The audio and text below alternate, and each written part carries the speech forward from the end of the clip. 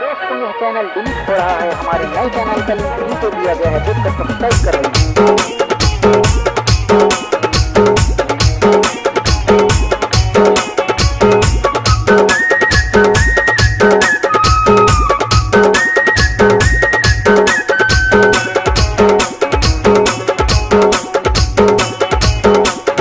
DJ Pradeep Raj.